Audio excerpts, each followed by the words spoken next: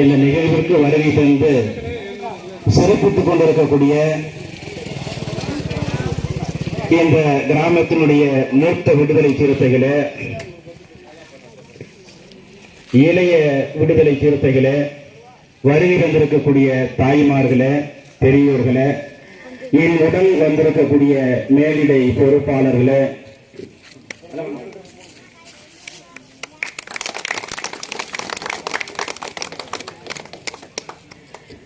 மற்றும் நாம் பேசுவதை தன்னுடைய வீட்டிலிருந்தே கேட்டுக் கொண்டிருக்கக்கூடிய அன்பு உறவுகளே, உங்கள் அனைவருக்கும் என்னுடைய பணிவார்ந்த வணக்கத்தை தெரிவித்துக் கொள்கிறேன். நான் விருத்தாசலம் பகுதிக்கு அருகில் இருக்கக்கூடிய ஒரு கிராமத்திலிருந்து வருகை வருகிறேன். நம்முடைய கிராமம் விடுதலை சிறுத்தைகள் என்கிற உணர்வோடு மிகவும் சிறப்பாக செயல்படக்கூடிய கிராமம் என்று நம்முடைய பொறுப்பாளர்கள் அவர்கள் சொன்னார்கள். அந்த அடிப்படையில் இந்த கிராமத்தை பார்க்கிற போது உள்ளபடியே மிகுந்த மகிழ்ச்சி. உங்களுக்கெல்லாம் விருத்தாசலம் பகுதியின் சார்பில் ஒரு வாழ்த்துக்களை தெரிவித்துக் கொள்கிறேன். ஏன் என்று சொன்னால், கடலூர் மாவட்டம் என்றால் விடுதலை சிறுத்தைகள் தீவிரமாக இருப்பார்கள். அதற்கு நாங்கள் சளைத்தவர்கள் அல்ல, நாங்களும் அப்படித்தான் என்று சொல்லக்கூடிய வகையில் இந்த கிராமம் இருக்கிறது. அதை தாண்டி நம்முடைய தலைவர் அவர்களுக்கு வாக்களிக்கக்கூடிய ஒரு அரும்பெரும் வாய்ப்பை பெற்றிருக்கக்கூடிய இந்த கிராமத்து மக்களுக்கு மீண்டும் ஒரு முறை வாழ்த்துக்களையும் பாராட்டுகளையும் தெரிவித்துக் கொள்கிறோம். நம்முடைய மகத்தான தலைவர் தன்னுடைய ஒட்டுமொத்த வாழ்வையும் ஒடுக்கப்பட்ட மக்களுக்காகவும் ஒட்டுமொத்த மானுடத்திற்காகவும் 35 ஆண்டு காலமாய் ஓடாய் உழைத்துக் கொண்டிருக்கிறார், உழையாமல் உழைத்துக் கொண்டிருக்கிறார். அப்படிப்பட்ட நம்முடைய மகத்தான தலைவர் இந்த தொகுதியில் மீண்டும் நாடாளுமன்ற தேர்தலில் நிற்கிறார். அவருக்கு பானை சின்னத்தில் வாக்கு கேட்டுத்தான் இந்த நிகழ்வு. இந்த நிகழ்வில் உங்களையெல்லாம் இங்கே இருக்கக்கூடிய நண்பர்கள், முகாம் செயலாளர் யாரோ பேசினார். அவர்கள் பேசுவதை கேட்டபோதே இங்கு அரசியல் பக்குவம் நிறைய இருக்கிறது. நம்முடைய இளைஞர்கள் தலைவரை பற்றி சொல்லி அவர்களுக்கு புரிய வைக்கப் போவதில்லை. தலைவரை பற்றி அவர்கள் முழுக்க முழுக்க தெரிந்து வைத்திருக்கிறார்கள். நம்முடைய மக்களும் அப்படித்தான் இருக்கிறார்கள் என்று பார்க்கிற போதே தெரிகிறது. ஒரு சின்ன புள்ளி விவரம் மட்டும்தான், அதிக நேரம் பேசவும் நான் விரும்பவில்லை. தற்போது நடக்க இருக்கிற தேர்தல் என்பது நாம் வாக்களித்து விட்டோம், யாராவது வெற்றி பெறுவார்கள், யாராவது நாடாளுமன்றத்திற்கு செல்வார்கள், இங்கு யார் வேண்டுமானாலும் ஆட்சிக்கு வருவார்கள் என்கிற அந்த நிலைக்காக இங்கே வாக்கு கேட்க வரவில்லை. இந்நாள் வரையில் நம்மை ஆண்டது யார்? மோடி என்கிற பிராடு மோடி. ஏன் நாம் அப்படி பிராடுன்னு சொல்றோம்னா, இந்த தேசத்தை குட்டிச்சோராயாக்கி விட்டார். கடந்த 10 ஆண்டுகளில் அவர் ஆட்சியை நடத்தி கொண்டிருக்கிற இந்த சூழலில் ஒடுக்கப்பட்ட மக்களுக்கு இருக்கக்கூடிய ஒட்டுமொத்த உரிமையையும் அவர் தூக்கி எறிந்து விட்டார். அடிப்படை உரிமைகளாக இருக்கக்கூடிய பேச்சுரிமை, எழுத்துரிமை, இப்படிப்பட்ட அடிப்படை உரிமை கூட நமக்கு கிடைக்காமல் ஆக்கிவிட்டார். ஏன் அவர் அப்படி ஆக்குகிறார்? ஒட்டுமொத்த மக்களுக்காகத்தானே அவர் நாட்டினுடைய பிரதமராக இருந்தார். பிறகு மக்களுக்காக சிந்திக்காமல் அவர் நமக்கு எதிராக ஏன் செயல்படுகிறார் என்றால், நீயும் நானும் ஓட்டு போட்டு அவர் பிரதமர் ஆனவர் அல்ல. அன்பு உறவுகளே, நீங்களும் நாங்களும் ஓட்டு போட்டு பிரதமரானவர் அல்ல மோடி. மோடி அதானி, அம்பானி என்கிற பணக்கார முதலைகள் தன்னுடைய கோடிக்கணக்கான ரூபாய்களை கொட்டி கொடுத்து இவரை பிரதமராக ஆக்கியிருக்கிறார்கள். அத்தோடு மட்டுமில்லாமல் மக்களிடத்திலே வாக்கு கேட்டு அவர் வெற்றி பெறவில்லை. இன்றைக்கு இப்ப நாம் பயன்படுத்த போகிறோமே அந்த வாக்கு இயந்திரம், அந்த வாக்கு இயந்திரத்தில் பல கோடி ஊழல் இருக்கிறது. அதையும் தாண்டி அதில் தில்லுமுள்ளு நிறைய இருக்கிறது. நீ பானை சின்னத்திற்கு நம்முடைய தலைவருக்கு வாக்களித்து விட்டு வெளியே வந்தால் அது பானை சின்னத்திற்கு அளித்த வாக்காக இருக்க மாட்டேங்கிறது. அது தாமரைக்காக மாறிவிடுகிறது, அது ரட்டளைக்காக மாறிவிடுகிறது. இப்படி அந்த ஓட்டு மிஷினை பயன்படுத்தி அவர் மீண்டும் ஆட்சிக்கு வந்துவிடலாம் என்று கனவு கொண்டு கொண்டிருக்கிறார். இதிலே நம்முடைய மக்கள் மிக தெளிவாக இருக்க வேண்டும். மற்ற சமூகங்கள் இந்த மோடியை எதிர்ப்பதை விட நாம் ஏன் எதிர்க்கிறோம் என்று சொன்னால், அவர் இதுநாள் வரையில் நிறைய கொடுமைகளை செய்தாலும் நமக்கெல்லாம் இன்றைக்கு உயிர் நாடியாக இருக்கக்கூடிய, நமக்கு உரிமையை வழங்கிக் கொண்டிருக்கக்கூடிய, நம்முடைய சுதந்திரத்திற்கு ஒரு அடிப்படையாக இருக்கக்கூடிய அரசியல் அமைப்பு சட்டம், புரட்சியாளர் அம்பேத்கர் அவர்கள் எழுதிய அந்த அரசியலமைப்பு சட்டத்தை அடியோடு தூக்கி எறிந்துவிட்டு மனுதர்ம சட்டம் என்கிற ஒரு சட்டத்தை கொண்டு வந்து இங்கே இவனுக்கு இவனடிமை, இவனுக்கு இவனடிமை, இவனுக்கு இவனடிமை, அனைவருக்கும் பெண்ணடிமை என்கிற அந்த மனுவாத சட்டத்தை மீண்டும் கொண்டு வருவதற்காகத்தான் அவர் போராடுகிறார். அப்படிப்பட்ட ஒரு தீவிரமான செயல்பாட்டை கையில் எடுத்திருக்கிறார். அரசியலமைப்பு சட்டம் மட்டும் இல்லை என்று சொன்னால் இந்த மண்ணில் நம்மால் வாழவே முடியாது. ஏனென்று சொன்னால், அதிகமாக நம்முடைய சமூகத்தை சார்ந்த மக்கள் நிறைந்து வாழக்கூடிய பகுதியில் மாற்று சமூகத்தினர் வாழாட்ட முடியாது. ஆனால் நம்முடைய சமூகம் குறைவாக இருக்கக்கூடிய சில இடங்களில் நமக்கு பாதுகாப்பாக இருப்பது பக்கத்தில் இருக்கக்கூடிய பலம் வாய்ந்த கிராமங்கள் அல்ல, நம்முடைய மகத்தான தலைவர் புரட்சியாளர் அம்பேத்கர் எழுதிய அரசியலமைப்பு சட்டம் தான். ஒவ்வொருவருக்கும் அது மிகப்பெரிய பாதுகாப்பை உண்டாக்கி இருக்கிறது. நம்மை யாராவது சாதியின் பெயரால் அடித்தால், உதைத்தால், துன்புறுத்தினால், நமக்கு மிகப்பெரிய பாதிப்பை உண்டாக்கினால் அந்த அரசியலமைப்பு சட்டம் கேள்வி கேட்கும். உனக்கான பாதுகாப்பை உறுதி செய்வது அந்த அரசியலமைப்பு சட்டம் தான். நீ எந்த தெருவில் வேண்டுமானாலும் நடக்கலாம், என்ன நினைக்கிறாயோ அதை பேசலாம், இன்னும் எதை வேண்டுமானாலும் செய்யலாம். உனக்கு உரிமை இருக்கக்கூடிய அந்த வாய்ப்பு அரசியலமைப்பு சட்டத்தில் தான் இருக்கிறது. அந்த சட்டத்தை தூக்கி எறிந்துவிட்டு மனுதர்ம சட்டம் என்கிற ஒரு சட்டத்தை கொண்டு வருவதற்காக மோடி இன்றைக்கு போராடுகிறார். மனுதர்ம சட்டத்தை கொண்டு வருவதற்கு ஏன் இவர் போராடுறாருன்னா, அவர் சொல்லிக் கொடுக்கிறது RSS ஒரு அமைப்பு. அந்த RSS ஒரு அமைப்பு எந்த தெருவிலும் நிற்க மாட்டான், நம்மள மாதிரி மைக்கு பிடிச்சு ஓட்டு கேட்க மாட்டான், பேனர் வச்சு அவனுடைய முகத்தை வெளியே காட்ட மாட்டான். ஆனால் இந்த சமூகத்தினுள்ளாக ஊடுருவி, இப்போது ஒரு சமூகம் இருக்கிறது என்று சொன்னால், அண்ணன் தம்பியே இருவர் இருக்கிறார்கள் என்று சொன்னால், அவர்களுக்காக ஊடுருவி இரண்டு பேருக்குமே ஒரு மிகப்பெரிய முரண்பாட்டை, சண்டையை ஒருவருக்கு ஒருவர் வெட்டி கொள்கிற அளவுக்கு பிரச்சனையை உருவாக்கக்கூடிய ஒரு பயங்கரமான மோசமான சக்தி. அப்படிப்பட்டவர்கள் நாட்டிலே புகுந்து இந்த நாடு இந்துக்கள் மட்டும்தான் வாழ வேண்டும், முஸ்லிம் வாழக்கூடாது, கிறிஸ்தவர்கள் வாழக்கூடாது, பௌத்தர்கள் வாழக்கூடாது, இப்படிப்பட்ட இந்துக்கள் அல்லாத வேற எந்த சமூகமும் இந்த நாட்டில் வாழக்கூடாது. ஏன் என்று சொன்னால், இந்த நாடு இந்துக்களுக்கான நாடு என்று சொல்லி இந்த நாட்டை அவர் அப்படி உருவாக்க நினைக்கிறார். அந்த RSS அமைப்பு அப்படி செய்ய நினைக்கிறது. அதை கேட்டு அதை இந்த தேசத்தில் நடைமுறைப்படுத்துவதற்காகத்தான் ஆட்சியிலே மோடியை அமைத்திருக்கிறார்கள். மோடி எப்படிப்பட்ட மோடி தெரியுமா?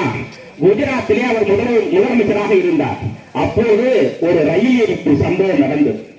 கோத்ரா ரயில் எரிப்பு சம்பவம் என்று சொல்வார்கள். அந்த ரயில் எரிப்பு என்பது 2000க்கும் மேற்பட்ட முஸ்லிம்கள் ரயிலிலே பயணம் செய்கிறார்கள். முஸ்லிம்களை விடக்கூடாது, அவர்களை கொலை செய்ய வேண்டும், இந்த ரயிலோடு வைத்து எரிக்க வேண்டும் என்று சொல்லி ஒரு பெரிய திட்டம் தீட்டி அந்த திட்டத்தை நடைமுறைப்படுத்தி ஒரு பெரிய கலவரத்தை குஜராத்திலே செய்தார். அந்த ரயிலில் கர்ப்பிணி பெண், முஸ்லீமாக இருக்கக்கூடிய ஒரு கர்ப்பிணி பெண், அந்த தீ எரிந்து கொண்டிருக்கிறது. அந்த தீயிலிருந்து வெளியே வர முயற்சிக்கிறார். வெளியே வந்த பெண்ணை பிடித்து வயிற்றை கிழித்து உள்ளே இருக்கக்கூடிய சிசுவை எடுத்து மீண்டும் நெருப்பிலேயே தூக்கி போட்ட ஒரு கொலைகார பாதகம் தான் அந்த மோடி. இப்படிப்பட்ட மோடியை தான் நாம் பிரதமராக ஆக்க வேண்டும் என்று RSS நினைத்து அப்படியே கொண்டு வந்து விட்டது. அதானி அம்பானி என்கிற அந்த பணக்காரர்கள் இருக்கிறார்களே, இவர்கள் இந்த ஒட்டுமொத்த தேசத்தையும் கொள்ளையடித்துக் கொண்டிருக்கிறார்கள். கொரோனா வந்தது, 2 ஆண்டுகள் நாம் முடங்கி கிடந்தோம். சோத்துக்கே வழியில்லை. காய்கறி கிலோ 200, தக்காளி, வெங்காயம், எந்த வெங்காயமும் நமக்கு கிடைக்கல. ஆனால் 2 ஆண்டுகள் கொரோனாவால் மக்கள் பார்த்தால் அவ்வளவு துன்பத்தை மக்கள் அடைந்தாலும் கூட அந்த கொரோனா காலகட்டத்தில் அதானி அம்பானி போன்ற 141 பணக்காரர்கள் இந்தியாவில் இருக்கிறார்கள். அவர்கள் கொரோனா தொடங்குவதற்கு முன்பு 23 லட்சம் கோடியாக இருந்த அவருடைய சொத்து 2 வருஷத்துக்கு பிறகு 50 லட்சம் கோடியா மாறி இருக்கு. கொரோனாவில் ₹1 வழி இல்லாம லோன் எடுத்துட்டு நாம டியூ கட்ட முடியாம, லோன் கட்ட முடியாம, சாப்பாட்டுக்கு வழி இல்லாம, எந்தவித செயல்பாடும் செய்ய முடியாம கிடக்கிற நமக்கு இப்படி இருக்க வாழ்க்கை. அந்த நேரத்தை பயன்படுத்தி கூட 30 லட்சம் கோடி ரூபாய் அவருக்கு வருமானம் வந்திருக்கிறது என்று சொன்னால் இந்த நாட்டினுடைய மோடி அவருக்கு எப்படியெல்லாம் சலுகையை வாரி வழங்குகிறார். நாம லோன் வாங்குறோம், விவசாய கடன் வாங்குறோம், ஒரு கைவண்டி வாங்குவோம், டிராக்டர் வாங்குவோம், உரம் வாங்குவோம், கரும்புக்கு என்ன அதை வாங்குவோம், சில கடன் வாங்குவோம். இந்த கடன்களை கூட மோடி ஆட்சிக்கு வந்ததிலிருந்து தள்ளுபடி செய்வது கிடையாது. ஆனால் விஜய் மல்லையா, அதானி, அம்பானி, முகேஷ் அம்பானி இப்படிப்பட்ட அந்த பணக்காரர்கள் நிறைய நம்முடைய நாட்டில் இருக்கக்கூடிய வங்கிகளில் நிறைய கடனை பெறுகிறார்கள். கடனை பெறக்கூடிய அந்த முதலாளிகளால் ஏதாவது ஒரு தொழிலை செய்யறார்கள், அது நட்டமா போச்சு, இதுக்கு மேல அவங்களால கட்ட முடியாதுன்னு சொல்லிட்டு மோடி என்ன செய்யறாரு, 25 லட்சம் கோடிய 25 லட்சம் கோடிய பாவம் நம்ம முதலாளிகளால கட்ட முடியலன்னு சொல்லி தள்ளுபடி செய்யறாரு. ஆனா நாம வாங்குற 10,000மோ 5,000மோ 1 லட்சமோ 2 லட்சமோ 3 லட்சமோ எந்த தொகையும் தள்ளுபடி செய்ய மோடி அவர்கள் இதுநாள் வரையும் முயற்சித்ததே இல்லை. ஆனால் பணக்காரன் வாங்கிய அந்த கடனை மட்டும் அவனை கட்ட முடியாம போச்சு. அவங்ககிட்ட சொத்து இருக்கு, சொத்து பறிமுதல் செஞ்சிருக்கலாம். ஆனா எதையுமே செய்யாம விஜய் மல்லையாங்கிறவன் இந்த பீர் கம்பெனி வச்சிருக்கிறவன் 9,000 கோடி வாங்கிட்டு வெளிநாட்டுல போய் உட்கார்ந்துக்கிட்டான். அவனை என்னன்னே கேட்கல. ஆனா 5,000 10,000 வாங்கிட்டா இன்னைக்கு வீட்டுக்கு வந்துடுறான் அதிகாரி, நாக்கா புடுங்கிற மாதிரி கேள்வி கேட்கிறான். எதையுமே செய்ய முடியல. இப்படிப்பட்ட ஒரு அராஜகமான ஆட்சியை நடத்தி கொண்டிருக்கிறார்கள். மோடி இந்த நாட்டிற்கு பொறுப்பை ஏற்றவுடன், பிரதமராக பொறுப்பை ஏற்றவுடன் படிக்கக்கூடிய இளைஞர்களுக்கு 2 கோடி பேருக்கு வேலை வாங்கி கொடுக்கிறார். எத்தனை கோடி? 2 கோடி. ஆனா அவர் ஆட்சிக்கு வந்த கடந்த 5 ஆண்டுகளில் 12,5 கோடி பேர் தன்னுடைய அரசு பணியை விட்டு வீட்டுக்கு ஓடிட்டான். ஏண்டான்னா இந்தியாவில் 23 தொழில் நிறுவனங்கள் இருக்கிறது, அதாவது பொதுத்துறை நிறுவனங்கள் இருக்கிறது. விமானத்துறை, ரயில்வே துறை, ராணுவத்துறை, இப்படி பல துறைகள் இருக்கிறது. அந்த துறைகளில் வேலை செய்த நம்முடைய மக்கள் 12,5 கோடி பேர் டோட்டலா வெளியே போயிட்டான். ஏன்டான்னு கேட்டா 2 கோடி பேருக்கு வேலை வாங்கி கொடுக்கிறேன்னு சொன்ன மோடி 12,5 கோடி பேர்த்த வீட்டுக்கு எப்படி அனுப்புறாருன்னா அவங்க வேலை செஞ்ச அந்த பொது நிறுவனத்தை கூட தனியாருக்கு கொடுத்துட்டான். கவர்மெண்ட் நடத்தினா தானே கவர்மெண்ட் வேலையா இருப்பாங்க. இவன் ரயில்வே துறையை ஒரு தனியார்ட்ட கொடுத்துட்டான், விமானத்துறை ஒரு தனியார்ட்ட கொடுத்துட்டாங்க. தனியார் துறையில் இருக்கிறவன் அவன் யாராவது வேலைக்கு வைக்கிறானோ அவன் தானே வச்சுக்குவான். கவர்மெண்ட் எப்படி அதை நடத்தும்? கவர்மெண்ட் சம்பளமா அப்படி மாறுறது. இப்படி 23 பொதுத்துறை நிறுவனங்களை 160 லட்சம் கோடிக்கு கிட்டத்தட்ட விட்டுட்டார் தனியார்கிட்ட. அப்படி விட்டுட்டா என்ன நடக்கும்? அப்ப நம்ம இளைஞர்கள் என்ன செய்யறான்? 96,000 பேர், 96,505 பேர் கிட்டத்தட்ட தற்கொலை பண்ணி செத்துட்டான். படிக்கிற பசங்க படிச்சு முடிச்சுட்டு வேலைக்கு போறோம்னு கனவு வந்திருக்கக்கூடிய நம்முடைய இளைஞர்கள் 96,505 பேர் கிட்டத்தட்ட இறந்துட்டான். இந்த மோடி ஆட்சியில கடந்த 5 ஆண்டுகளில் எத்தனை விவசாய குடும்பம் செத்துருக்கிறான்? 1,24,474 பேர் செத்துருக்கான். அப்பனா ஒரு நாளைக்கு 37 பேர் செத்துட்டு இருக்கான் விவசாயி. விவசாயி ஒரு போராட்டம் பண்றான். என்ன போராட்டம்னா விவசாயிகளுக்கு எதிரான சட்டம் கொண்டு வந்துட்டாங்க, வேளாண்மை திருத்த சட்டம். அந்த சட்டம் எங்களுக்கு செல்லுபடி ஆகாது, தயவு செய்து அதை கொண்டு வராதுன்னு சொல்லி ஒட்டுமொத்த விவசாயி டெல்லியில ஒரு போராட்டம் பண்றான். 1 வருஷம் கிட்டத்தட்ட ஆரம்பிச்சு. நம்மளால 1 மணி நேரம் 2 மணி நேரம் 1 வருஷம் உட்கார்ந்து இருக்க முடியாது. ஆனால் 1 ஆண்டு 1 வருஷத்துக்கு முழுக்க போராட்டம் நடக்குது. அந்த போராட்டத்தை மோடி எதையுமே கண்டுக்காம, அவனை கூப்பிட்டு பேசாம, அவனுடைய பிரச்சனையை தீர்க்காம, அவனுடைய தேவை என்னன்னு கேட்காம அப்படியே விட்டுறனால விளைவு 744 பேர் கிட்டத்தட்ட இறந்துட்டாங்க. 744 பேர் கிட்டத்தட்ட இறந்துட்டாங்க. இப்படி தொடர்ந்து இந்த மக்களுக்கு எதிராக செயல்படக்கூடிய நரேந்திர மோடியை இந்த நாட்டை விட்டு விரட்டி அளிக்க வேண்டும். நரேந்திர மோடியும் இன்றைக்கு சாதியை மட்டுமே தன்னுடைய அரசியலாக எடுத்துக்கொண்டு அரசியல் செய்யக்கூடிய பாமக இருக்கிறது வெறும் சாதி அரசியல். நாடக காதல் என்கிற பெயரில் நம்முடைய இளைஞர்கள் யார் யார் எங்கெங்கே என்னென்ன செய்கிறார்கள் என்று சொல்லி அவர்களை பின்தொடர்ந்து அவர்களை வெட்டுவது வீழ்த்துவது அவருடைய சொத்தை சூறையாடுவது அவன் குடித்து விட்டால் யாரையாவது வழி போகக்கூடிய நம்முடைய பசங்களை பார்த்து எப்படியாவது அடிப்பது இப்படி சாதியை மட்டுமே வைத்து அரசியல் செய்யக்கூடிய பாமகவும் மதத்தை மட்டுமே வைத்து அரசியல் செய்யக்கூடிய பாஜகவும் இரண்டு பேரும் சேர்ந்து இன்றைக்கு கூட்டணி அமைத்திருக்கிறார்கள். உங்களுக்கு சொல்றேன், இந்த தேர்தலில் நமக்கு ரெட்டதான் நமக்கு பெரிய போட்டியா வரும். ரெட்டலையும் அதாவது தேமுதிகவும் அதிமுகவும் ஒரு கூட்டணி, பாமகவும் பாஜகவும் ஒரு கூட்டணி. இங்க பாஜக பயங்கரமான செலவு பண்ணி எப்படியாவது திருமாவளவனை தோற்கடிச்சுன்னு நிறைய பேர் நினைக்கிறாங்க. ஆனா அதை தாண்டி இங்க என்ன நடக்குதுன்னா பாஜக கூட பாமக கூட்டணி வச்சிருக்கிறத அந்த சமூகத்துக்காரர்களும் அந்த கட்சியை சார்ந்தவர்களும் ஏற்கவே இல்லை. இப்படி நம்மளை கொண்டு போய் விலகி விட்டுட்டாங்களே, பாஜக கிட்ட விட்டுட்டாங்கன்னு சொல்லிட்டு ஒட்டுமொத்த பேர் வருத்தத்தில் இருக்கான். அப்படி வருத்தத்தில் இருந்த அந்த மாற்று சமூகத்தை சார்ந்தவர்கள் என்ன முடிவு பண்ணிருக்காங்கன்னா, இதுக்கு மேல பாஜகவுக்கு ஓட்டு போட்டா திருமாவளவனை வீழ்த்த முடியாது, ரெட்டலைக்கு ஓட்டு போட்டா திருமாவளவனை வீழ்த்த முடியும். ஏன் என்று சொன்னால் ரெட்டலைக்கு இங்க வாக்கு சதவீதம் கொஞ்சம் இருக்கு, அந்த வாக்கு சதவீதத்தோட நம்ம வாக்கு சதவீதம் சேர்ந்தா கட்டாயம் திருமாவளவனை வீழ்த்த முடியும், அவரை தோற்கடிக்க முடியும் என்று சொல்லி பாமக காரங்க இந்த தொகுதியை பொறுத்த வரைக்கும் ரெட்டலைக்கு ஓட்டு போட தயாராயிட்டாங்க. நாம நம்ம தொகுதியில் இருக்கக்கூடிய இரட்டலைக்கு வாக்களிக்கக்கூடிய எண்ணம் கொண்டவர்களை தயவு செய்து பேசி சரி செய்து நம்முடைய வாக்கை சிந்தாமல் சிதறாமல் பானை சின்னத்திலே முத்திரையிட வைப்பதுதான் ஒரு சரியான வழி. இல்லைன்னா ஈஸியா அவங்க ஜெயிக்கிறதுக்கான ஒரு வாய்ப்பு இருக்குது. நேற்றுக்கு நம்முடைய தளபதி ஸ்டாலின் அவர்கள் பேசுகிற பேச்சு ஒட்டுமொத்தமாக இந்த தொகுதியை திருமாவளவன் கைப்பற்றி விட்டார், அவர் நாடாளுமன்ற உறுப்பினராக ஆகிவிட்டார் என்கிற அளவுக்கு ஒரு பெரிய உற்சாகத்தை கொடுத்தது. ஏனென்று சொன்னால் வேங்கையின் மைந்தனையும் நம்முடைய அமைச்சர் அரியலூர் அரிமா சிவசங்கர் அவர்களையும் களத்தில் இறக்கிவிட்டிருக்கிறேன். திருமாவளவனை இந்த சிறுத்தையை வெற்றி பெற செய்வதற்காக என்று நம்மை எல்லாம் மகிழ்விக்கக்கூடிய வகையில் சரியான பேச்சை பேசினார்.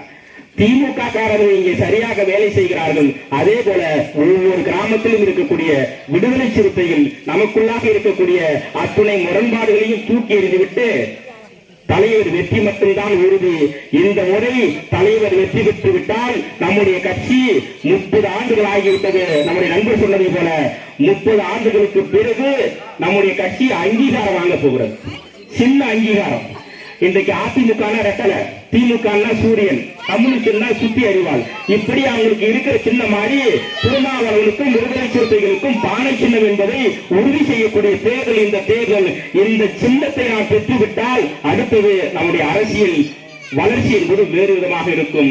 இன்றைக்கு பானை சின்னத்தை பயன்படுத்தி 4 எம்எல்ஏக்களும் 2 எம்பிக்களும் இருக்கிறோம். மீண்டும் தலைவர் அவர்கள் இந்த தொகுதியை தேர்ந்தெடுத்து பானை சின்னத்திலேயே போட்டியிடுகிறார். தலைவர் அவர்களின் கரத்தை வலுப்படுத்தக்கூடிய வகையில் நம்முடைய பொன்னான வாக்குகளை, முத்தான வாக்குகளை, விலை மதிப்பற்ற வாக்குகளை சிந்தாமல் சிதறாமல் பானை சின்னத்திலே முத்திரையிட்டு பெருவாரியான வாக்குகள் வித்தியாசத்தில் வெற்றி பெற செய்யுமாறு உங்களை எல்லாம் பணியோடு கேட்டு தந்த வாய்ப்புக்கு நன்றி சொல்லி விடைபெறுகிறேன். நன்றி, வணக்கம்.